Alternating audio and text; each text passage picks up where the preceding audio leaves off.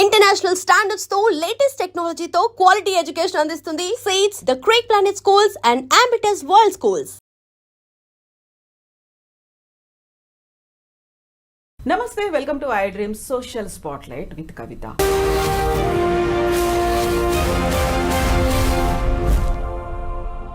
అమెరికాలో తీసుకుంటున్నటువంటి రోజుకొక నిర్ణయాలు అనేవి విద్యార్థుల భవిష్యత్తును ప్రశ్నార్థకం చేస్తున్నాయా? ముఖ్యంగా తెలుగు విద్యార్థుల భవిష్యత్తు ఏంటి? వాళ్ళంతా తిరిగి రావాల్సిందేనా? బోల్డ్ అని డౌట్స్ అనేవి వస్తున్నాయి ఒకవైపు స్టూడెంట్స్లోనూ, మరోవైపు ఇక్కడే ఉన్నటువంటి తల్లిదండ్రుల్లో కూడా. నిజంగా ట్రంప్ అలాంటి డెసిషన్స్ ఎందుకు తీసుకోవాల్సి వస్తుంది? తమ దగ్గర చదువుకోవడానికి వస్తున్న వాళ్ళకి ఎందుకు అంతలా అన్యాయం చేస్తున్నారు? దాని వెనకాల ఉన్నటువంటి మతలబేంటి? మనతో పాటుగా ఉన్నారు సీనియర్ జర్నలిస్ట్ జిఆర్ మహర్షి గారు. నమస్కారం అండి. యూజువల్గా ఒక వినిపిస్తున్న వాదన ఏంటంటే, ట్రంప్ వచ్చాడు కాబట్టి ఫస్ట్ అమెరికన్లకి ప్రయారిటీ ఇస్తున్నాడు. ఓకే, అమెరికన్లకి ప్రయారిటీ ఇవ్వాలి, కాదనట్లేదు. మిగతా వారికి ఎందుకు అన్యాయం చేస్తున్నారు? వారిని ఎందుకు అలా తరిమేస్తున్నారు? అంత నిర్దాక్షిణ్యంగా ఎందుకని పంపించేస్తున్నారు అనేటువంటి ఒక వాదన మాట వినిపిస్తోంది కదా. ఎలా చూస్తారు దీన్ని? ఇదేం లేదు మేడం, గాలిబుడుగ కదా. ఇప్పుడు గాలిబుడుగ సిద్ధాంతం ఏంటి? ఎంతసేపు గాలిలో ఎగిరినా ఒకరోజు పేలిపోతుంది. మనం మామూలుగా స్కూటర్ టైర్ ఉంటుంది కదా, గాలి తక్కువ ఉన్నప్పుడు సరిగ్గా ముందుకు పోతుంది. మనం ఓవర్ ప్రెజరైజ్డ్ చేస్తే ఏమవుతుంది? అది పేలిపోతుంది. ఇప్పుడు అక్కడ జరుగుతూ ఉండేది కూడా అదే. అమెరికాలో ఏం జరుగుతూ ఉందంటే, ఎక్కువైపోయింది, విపరీతం అయిపోయింది. అంటే 3,39,000 మంది పోయారు లాస్ట్ ఇయర్. మీకు 1980 ఆ ప్రాంతంలో తీసుకుంటే చాలా కొంచెం బాగా డబ్బులు ఉండేవాళ్ళు, కొంచెం ఐఫై ఫ్యామిలీస్ నుంచి పోయేవాళ్ళు అమెరికాకి. పోయి అక్కడ వాళ్ళకి నచ్చితే సెటిల్ అయ్యేది. అట్లా 90s తర్వాత ఏమైందంటే, ఈ వరల్డ్ లిబరలైజేషను వీటన్నిటి ప్రభావం వల్ల మధ్యతరగతికి కూడా అమెరికా అందుబాటులోకి వచ్చింది. మధ్యతరగతి పిల్లలు కూడా అమెరికా పోయి అక్కడే ఏదో ఉద్యోగాలు చూసుకొని అక్కడే సెటిల్ కావడం ఇదంతా స్టార్ట్ అయింది. ఇది క్రమేపీ ఏమైపోయిందంటే, ఈ 20-25 ఏళ్లలో విపరీతంగా మన వాళ్ళు అక్కడ ఉన్నారు. సరే, మన వాళ్ళు ఉంటే ఏమిటి ఇబ్బంది వాళ్ళకి అంటే, వీళ్ళ సంఖ్య పెరిగిపోయి, ఈ ఏషియన్స్ కానీ ముఖ్యంగా ఇండియన్స్ కానీ వీళ్ళంతా సంఖ్య పెరిగిపోయి అమెరికా వాళ్ళకి ఎవరైతే నేటివ్స్ అమెరికా వాళ్ళు ఉంటారో మాకు అన్యాయం జరుగుతూ ఉంది, మాకు ఉద్యోగాలు లేకుండా పోతున్నాయి, మా పరిస్థితి ఏమిటి అనేది ఒకటి మొదలైంది. ట్రంప్ గెలవడానికి ముఖ్యమైన కారణం ఏమంటే, ఈ అమెరికాకు సంబంధించిన అన్యాయం జరుగుతుందని మన వాళ్ళు కూడా ట్రంప్కి వేశారు. అక్కడ ఉన్నటువంటి ఇండియన్స్, ఓటు హక్కు ఉన్న వాళ్ళు కూడా ట్రంప్కే వేశారు ఈసారి. ఎందుకు వేశారు అంటే, ఈ ఇండియన్స్ సంఖ్య వీళ్ళందరూ తగ్గించేయాలి, వీళ్ళందరూ వెనక్కి పంపించేయాలి అనేది పాయింట్. సరే, ఇప్పుడు మన పిల్లలు అక్కడ ఉన్నారు కదా, ఏమిటి వాళ్ళ పరిస్థితి అంటే, ఇప్పుడు ఉన్న పరిస్థితుల్లో అక్కడికి వెళ్ళిన వాళ్ళు చాలా ఇబ్బందులు పడాల్సిన ఒక సిచ్యువేషన్ ఎదురైంది. ఎందుకు ఎదురైందంటే, సరే డబ్బులు బాగా ఉండి ఫీజులన్నీ కట్టుకొని నెలకు ఇంటి నుంచి 2 లక్షలు 3 లక్షలు ఖర్చులకు తెప్పించుకోగలిగి చదువుకున్న విద్యార్థుల శాతము 10-20% మించి ఉండదు. వాళ్ళు ఓకే, వాళ్ళకు వచ్చిన ఇబ్బంది ఏమీ లేదు, ఎందుకంటే వాళ్ళకేం పని చేయాల్సిన అవసరం లేదు. మిగతా వాళ్ళు ఉన్నారే 70-80% మంది, వీళ్ళు ఏం చేస్తారంటే, ఇక్కడ బ్యాంకులో ఏదో అప్పు తీసుకోవడము, ఏదో వాళ్ళకున్న ఆస్తులు షూరిటీ చూపించి అప్పులు తీసుకోవడము, ఫీజులు కట్టడానికి సరిపడా అక్కడ వెళ్ళి జాయిన్ కావడము, జాయిన్ అయిన తర్వాత చదువుకుంటూ పార్ట్ టైం చేస్తూ నెలకు ఒక $1,000 $1,500 సంపాదించుకొని తమ ఖర్చులకి వర్కౌట్ చేసుకుంటారు. ఆ సిచ్యువేషన్ నుంచి ఇప్పుడు ఏమైందంటే, అది యాక్చువల్గా నేరం. అది మనం వెళ్ళేదే రాంగ్ పద్ధతుల్లో వెళ్తున్నాం. అమెరికా వాళ్ళు మీకు ఏం చెప్పారు? వచ్చి చదువుకోండి, ఫీజులు కట్టి అన్నారు. కానీ మనం అలా వెళ్ళడం లేదు. వాళ్ళు ఏమడుగుతున్నారు? అయ్యా, మీకు చదువుకునే దానికి సరిపడా డబ్బులు ఉన్నాయా లేదా మీ అకౌంట్లో అంటే, మనం అకౌంట్లో డబ్బులు కూడా చూపిస్తున్నాం. సరే, పద్ధతులు ఏవైనా కావచ్చు, మనము అకౌంట్లు, దీనికంతా ఈ కన్సల్టెన్సీలు ఇవన్నీ కూడా హెల్ప్ చేస్తాయి. మనము అకౌంట్లో, అయ్యా మా దగ్గర 40 లక్షలు ఉంది, 50 లక్షలు ఉంది, మేము చదువుకోవడానికి వస్తున్నామని వెళ్ళాం. మనం సఫిషియంట్ అమౌంట్ అయితే ఉంది వెళ్ళాము. వెళ్ళిన తర్వాత అనివార్యంగా ఇంటి నుంచి 2 లక్షలు 3 లక్షలు తెప్పించుకునే పరిస్థితి లేదు కాబట్టి మనం అనివార్యంగా అక్కడ మన పిల్లలు పార్ట్ టైం జాబ్స్ చేస్తారు. సరే, ఈ పార్ట్ టైం జాబ్స్ నేరమని అమెరికా వాళ్ళకి తెలియదు అంటే తెలుసు. వాళ్ళు ఏం చేశారు? వాళ్ళకున్న వ్యాపారాలు, వాళ్ళకున్న అవసరాలు, ఇప్పుడు అనేక సూపర్ మార్కెట్లు, పెట్రోల్ బంకులు, లేదా చిన్న చిన్న సంస్థలు ఇవన్నీ ఉంటాయి కదా. ఇక్కడ బేబీ సిట్టర్లు, అన్ని బేబీ సిట్టర్లు, ప్రతిదీ వీళ్ళకి అమెరికా వాళ్ళని హైర్ చేసుకోవాలంటే వాళ్ళ రూల్స్ ప్రకారం ఎక్కువ డబ్బులు ఇవ్వాలి. అంటే మన పిల్లలు గంటకు $10 పని చేస్తే అమెరికా వాళ్ళకి $20 పైన ఇవ్వాలి. కాబట్టి ఇదంతా వాళ్ళకి కుదరదు. కాబట్టి ఇక్కడ ఉన్న చదువుకుంటున్న పిల్లల్ని అనేక మందిని వాళ్ళకు కూడా తెలుసు. ఇప్పుడు ఒక సూపర్ మార్కెట్ ఉంది, జాబ్ ఇచ్చాడు అనుకోండి, మన తెలుగు పిల్లలకు, ఇంకా ఏదో ఒక విదేశీ విద్యార్థులకు జాబ్ ఇచ్చాడు అనుకోండి, మరి తెలియక కాదు అది క్రైమ్ అని తెలుసు. తెలిసి కూడా ఏమిటంటే వాడికి రోజుకి సగం డబ్బులు మిగులుతాయి. ఈ పిల్లవాడు ఏమిటంటే గట్టిగా బాగా పనిచేస్తాడు. ఎందుకంటే అక్కడ పోయి జీవించాలి కాబట్టి మన పిల్లలు చాలా డిసిప్లిన్గా పనిచేస్తారు. పని చేసి అక్కడ డబ్బులు తీసుకుంటారు. ఈ అమెరికాకు సంబంధించిన గవర్నమెంట్ అఫీషియల్స్ ఉంటారు కదా, దీనికి ఎవరో ఒకరు, వాళ్ళకు తెలియదు అంటే వాళ్ళకు తెలుసు. ఇంతకాలం వాళ్ళు ఏం చేశారంటే చూసి చూడనట్టు ఉన్నారు. ఇప్పుడు ట్రంప్ వచ్చి ఏం చేశాడంటే నువ్వు చదువుకోవడానికి వచ్చావు కాబట్టి చదువుకో అంటున్నాడు. ఇప్పుడు ఏం చేయాలా? అప్పులు చేసి వెళ్ళారు. అప్పులు చేసి వెళ్ళారు. ఇంటి నుంచి 2 లక్షలు 3 లక్షలు తెప్పించుకునే పరిస్థితి లేదు. వెనక్కి వస్తే ఈ అప్పులు కూడా తీర్చాలి. ముందుకు పోవడానికేమో వాడు ఎప్పుడైనా మనల్ని పట్టుకొని వెనక్కి పంపించేస్తాడు. ఉద్యోగాలు ఇచ్చేవాళ్ళు కూడా భయపడుతున్నారు. దీనికి తోడు చదువు అయిపోయిన తర్వాత అది ఓపీటీ ఉంటుంది కదా, ఆప్షనల్ ప్రాక్టికల్ ట్రైనింగ్ అని, అది కూడా క్యాన్సిల్ చేసేస్తాము అనే మూడ్లో. అది ఎందుకంటే స్కిల్స్ డెవలప్ చేసుకోవడానికి మీకు కొంత టైం ఇస్తారు. ఈ టైంలో మన పిల్లలు ఉద్యోగాలు ఎత్తుక్కోవడము, H1B కోసం ట్రై చేయడం, ఇలా ఏదో చేస్తూ ఉంటారు. ఇదంతా ఏమైపోయిందంటే అమెరికా వెంట మనం పరుగులు తీసి ఓవర్ క్రౌడెడ్ అయిపోయింది. ఈ ఓవర్ క్రౌడెడ్ వల్ల వెళ్ళిన వాళ్ళు ఇబ్బందులు పడుతున్నారు. వెళ్ళిన వాళ్ళు ఏమి ఇబ్బందులు పడుతున్నారు? ఇంత అంటే పని చేస్తున్నప్పుడు ఇబ్బందులు పడ్డారు. మీకు రోజుకి 7 గంటలు 8 గంటలు పని చేసి మళ్ళీ కాలేజీకి వెళ్ళి చదువుకోవడం, ఇదంతా కూడా స్ట్రెయిన్ కదా. దానికి తోడు ఏం చేస్తున్నారంటే డబ్బులు ఎక్కువ వస్తాయని రిస్కీ ప్లేసుల్లో పనిచేస్తున్నారు. రిస్కీ ప్లేసులు అంటే ఒక డౌన్ టౌన్ ఏరియానో, లేదంటే ఒక డ్రగ్ ఎక్కువగా ఉన్నటువంటి ఏరియానో, గన్ కల్చర్ ఉన్న ఏరియానో ఉంటుందనుకోండి. అక్కడ ఆ సూపర్ మార్కెట్, పెట్రోల్ బంకులో ఏవో ఉంటాయి, అక్కడ పని చేయడానికి ఎక్కువ డబ్బులు ఇస్తారు. మామూలుగా ఇచ్చే డబ్బుల కంటే అక్కడ రిస్క్ ఉంది కాబట్టి ఎవరు రారు కదా, ఎక్కువ డబ్బులు ఇస్తారు. ఎక్కువ డబ్బులు ఇస్తే మన వాళ్ళు పోయి పని చేస్తున్నారు. అటు చనిపోయిన వాళ్ళు చాలామంది ఉన్నారు. ఈ గన్ కల్చర్లో చనిపోయిన పిల్లలు ఉన్నారు. వీళ్ళంతా ఏమైపోయిందంటే చదువు అయిపోయిన తర్వాత ఉద్యోగాలు కావాలి కదా, ఆల్రెడీ ఆడ సెటిల్ అయ్యి ఉద్యోగాలు చేస్తున్న వాళ్ళు ఉంటారు. ఏది మన ఇండియన్స్ కానీ, తెలుగు వాళ్ళు కానీ, ఎవరైనా కానీ, వీళ్ళు వాళ్ళకి పోటీగా వెళతారు. అంటే వాడికి ఒక $6,000 వస్తూ ఉందనుకోండి నెలకు. ఈ $6,000 వాడు చేసే పని వీడు 3,000కే చేస్తానంటాడు. అక్కడ వాడికి ఉపాధి కూడా దెబ్బ పడుతుంది. వాడి ఉపాధి పోతా ఉంది. వాడి ఉపాధి పోతే వాడికి ఇంకా డేంజరు. ఎందుకు డేంజర్ అంటారా? వీళ్ళు ఏం చేస్తారంటే ఉద్యోగం వచ్చిన వెంటనే ఒక ఇల్లు కొనుక్కుంటారు. ఎందుకు ఇల్లు కొనుక్కుంటారంటే అక్కడ వీళ్ళు కట్టే రెంటు, వీళ్ళు కట్టే EMI 2 ఈక్వల్గా ఉంటాయి. పెద్దగా వడ్డీ రేట్లు బీభత్సంగా ఏమి ఉండవు. దానికి తోడు మీరు కట్టే డౌన్ పేమెంట్ కూడా అబ్నార్మల్ ఏమి ఉండదు. మీరు కట్టుకోగలిగిన స్థాయిలో ఉంటుంది. అంటే ఒక $5,000 $10,000 ఎంతో మీరు కొనే ఇంటి స్థాయిని బట్టి ఉంటుంది. ఈ EMI ఎలాగో మనం రెంట్ ఎవడికోడికి పే చేయాలి కాబట్టి మన ఇంటినే మనం ఓన్ చేసుకుందామని వాళ్ళు కమిట్మెంట్స్ పెంచుకుంటారు. వాడికి ఒక $6,000 జీతం వస్తుంది అనుకోండి, వాడు కమిట్మెంట్స్ పెంచుకొని ఏం చేస్తాడంటే వాడికి వచ్చే దాంట్లో $3,000 EMIలు కట్టుకోవడానికి పెట్టుకుంటాడు. ఇప్పుడు వీడు పోటీకి వస్తే వాడు $3,000 వాడు పని చేయలేడు. $3,000 పని చేస్తే వాడు ఏం చేయగలుగుతాడు? అప్పులు కూడా తీర్చుకోలేడు.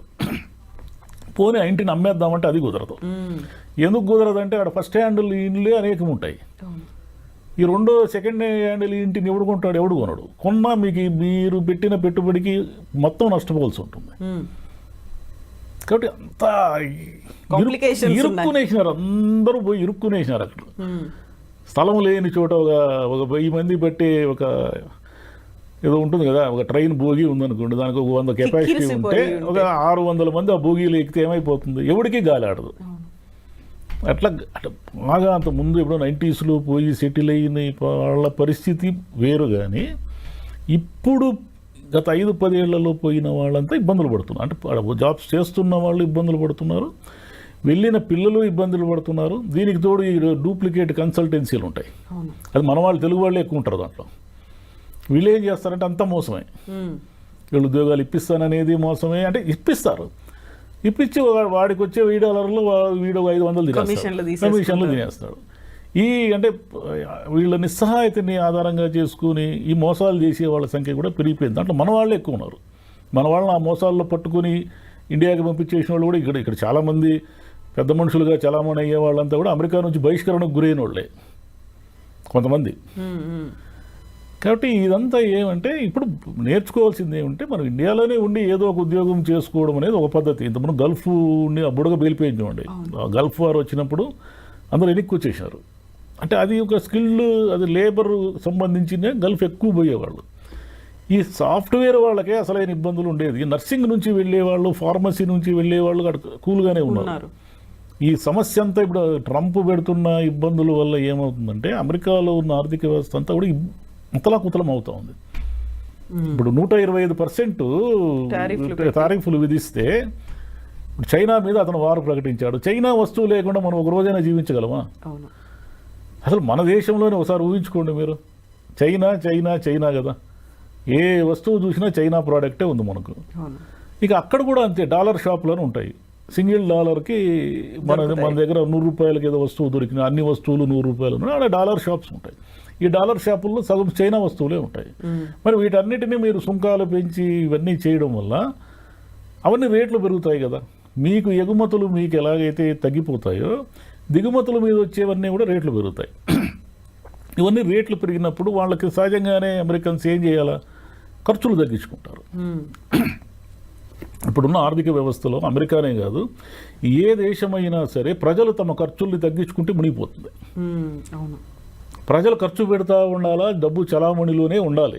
మనకెందుకు ఇన్ని ఈఎంఐలు అవి ఇవి డిస్కౌంట్లు అని ఇచ్చి అన్ని కొనిపించేది, మన దగ్గర రూపాయి ఉండకూడదు.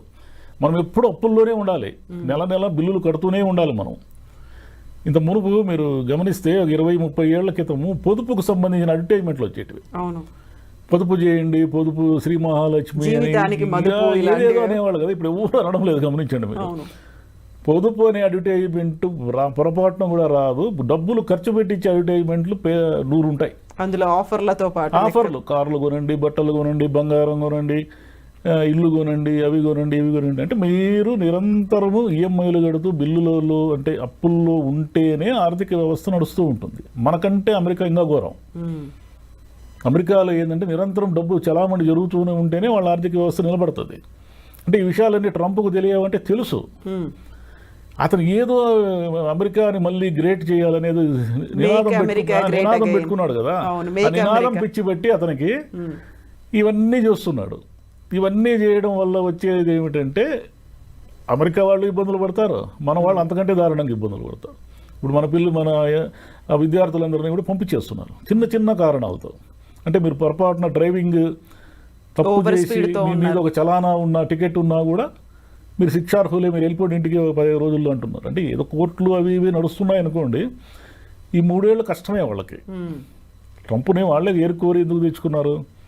ఆయన ఏదో మా అమెరికాని మార్చేస్తాడని తెచ్చుకున్నారు. ఇప్పుడు వీళ్ళందరూ లేకపోతే వాళ్ళ వ్యాపారాలు జరగవు. ఈ భారతీయ విద్యార్థులు కావచ్చు, చైనీస్ కావచ్చు, చాలామంది కొరియా వాళ్ళు, వీళ్ళంతా విపరీతంగా ఉన్నారు కదా అక్కడ. వీళ్ళందరూ లేకుండా $4,380 కోట్ల వచ్చింది అమెరికాకు ఆదాయం కేవలం విద్యార్థుల వల్ల, విద్యార్థులు ఫీజులు కట్టడం వల్ల. మరి ఇదంతా ఆదాయమే కదా. అసలు వీళ్ళంతా లేకపోతే ఆడున్న యూనివర్సిటీలు సగం మూసేస్తారు. ఎక్కడున్నాయి ఆడ? వీళ్ళు మన పిల్లలు, విదేశీ పిల్లలంతా చేర్చేనే కదా అమెరికాలో అన్ని యూనివర్సిటీలు నడుస్తున్నాయి. మరి వాళ్ళంతా ఏమైపోవాలా? కాబట్టి ఇదంతా ఒకరినొకరిని చుట్టుకునేసింది. అందరూ చక్రవ్యూహంలో ఇరుక్కున్నారు పోయి. ఈ ట్రంప్ మరి తగ్గినట్టే కనిపిస్తున్నాడు. తగ్గితే మంచిది. కానీ ఇంకే అమెరికా బుడగైతే పేలిపోయింది. ఇంక పల్లెల్లో కూర్చొని మావాడు అమెరికాలో ఉన్నాడు, మా అమ్మాయి అమెరికాలో ఉంది. ఇప్పుడు మీరు ఏ పల్లెటూరు కన్నా పోండి, ఒక 25 మంది పెద్దవాళ్ళు కనిపిస్తారు అమెరికా చూసి వచ్చిన వాళ్ళు. ఒకప్పుడు అమెరికా ఏ దిశలో ఉందో కూడా ఎవరికి తెలియదు. ఈరోజు మీరు ఏ పల్లెటూరులో అయినా అడగండి, ఆ పల్లెటూరులో 10 మంది అమ్మాయిలు అబ్బాయిలు అమెరికాలో ఉంటారు. ఆ ఊరిలో ఉన్న పెద్దవాళ్ళు, ముసలి వాళ్ళు కూడా అమెరికాని చూసి వచ్చిన వాళ్ళు అనేక మంది ఉంటారు. ఎందుకంటే ఇప్పుడు పిల్లలకి ఏదైనా పురుడు డెలివరీలు ఇవన్నీ అయినప్పుడు అక్కడ ఖర్చులు భరించలేరు కాబట్టి యాక్చువల్గా వీళ్ళు పోయేది అసిస్టెంట్లుగానే, హెల్త్ అసిస్టెంట్లుగానే పోయేది మనము. కానీ మనం ఏదో చెప్పుకుంటూ ఉంటాం అమెరికా పోయించినాం అని. కాబట్టి ఈ డాలర్స్ డ్రీమ్ అనేది బుడగా అయిపోయింది దాని పని. ఈ అయిపోయిందని దాన్ని గుర్తించి ఇంక డబ్బులుంటే పోండి, మీరు ఉద్యోగం చేయండి, లేదంటే వెనక్కి వచ్చేయండి ఏమైనా. వీళ్ళు వెళ్తారు కదా, 3,30,000 మంది వెళ్ళారు కదా, వీళ్ళలో 20,000 మంది కూడా వెనక్కి రారు. 3,30,000, 3,15,000 మంది ఆడే ఉండాలనుకుంటారు. ఎక్కడున్నాడు స్పేస్, మీకు ఎక్కడుంది జాబ్స్, ఎక్కడున్నాయో లేదు కాబట్టి అది మీరు వెనక్కి రాలేరు. ఎందుకు రాలేరంటే ఇక్కడ ఉన్న కమిట్మెంట్స్ కోసం వెనక్కి రాలేరు. పైగా అక్కడ అలవాటు పడితే కూడా కష్టమే. ఎందుకంటే మీకు సివిక్ కమ్యూనిటీస్ కానీ, ఈ ట్రాఫిక్ కానీ, ఇదంతా ఒక సిస్టమ్ ఉంటుంది కదా, మనకు సిస్టమ్ ఉండదు ఇక్కడ. కాబట్టి ఆడ డ్రైవ్ చేసేవాడు ఈ డ్రైవ్ కూడా చేయలేడు, ఈ ట్రాఫిక్ని తట్టుకోలేడు వాడు. ఏదో న్యూయార్క్ లాంటి నగరాలు మినహాయిస్తే మిగతా ఊర్లు ఎక్కడా కూడా పెద్ద ట్రాఫిక్ ఇవన్నీ ఏమి ఉండవు కదా. కాబట్టి అక్కడున్న సౌకర్యాలకు అలవాటు పడి అమెరికా వదిలి రావాలనిపించదు. ఆడ ఉండాలంటేనేమో ఈ నిరంతరం స్ట్రగులు, చాలా ఇబ్బంది, అంటే ఏమంటారు, స్ట్రెస్ గురవుతున్నారు పిల్లలంతా కూడా. కాబట్టి ఇక మీద డబ్బులు ఉండేవాళ్ళు పోండి. ఇంటికాడ 40 లక్షలు 50 లక్షలు అప్పులు చేసిపోతే మాత్రం ప్రమాదాన్ని కోరి తెచ్చుకున్నట్టే. వీళ్ళు పోయి వాళ్ళకు కూడా ప్రమాదం తెస్తున్నారు. ఆల్రెడీ ఆడ ఉండి ఉద్యోగాలు చేస్తుంటారే వాళ్ళు కూడా ఇబ్బందులు పాలైపోతున్నారు. వీడు ఒకడే కదా, వీడు బతకాలి కాబట్టి వీడు ఏం చేస్తాడు, 6,000 రూపాయల డాలర్ల జీతాన్ని 3,000కే చేస్తాడు. వీడికి సర్వైవల్ కాబట్టి. వాడేమో ఆల్రెడీ కమిట్మెంట్స్కి ఫిక్స్ అయిపోయి ఈ జీతం నాకు వస్తుందేమో అని భ్రమలో ఉంటాడు. వాడికి ఆ జీతం పోయిందంటే ఆ కమిట్మెంట్స్ అని వాడెప్పుడు తీర్చుకుంటాడు. అంటే వాళ్ళు అందరూ ఈ సర్కిల్లో ఇరుక్కునేశారు. దీని ఇదోడు ట్రంప్ అదనంగా ట్రంప్ వచ్చాడు. ఆల్రెడీ బ్యాడ్ వెదర్ స్టార్ట్ అయింది. ట్రంప్ వచ్చి అదనంగా వచ్చి రిసెషన్, ఈ సుంకాలు, ఈ గోలంతా పెట్టి తెచ్చిపెట్టేశాడు. కాబట్టి ఇక అమెరికా అనేది డ్రీమ్ కాదు.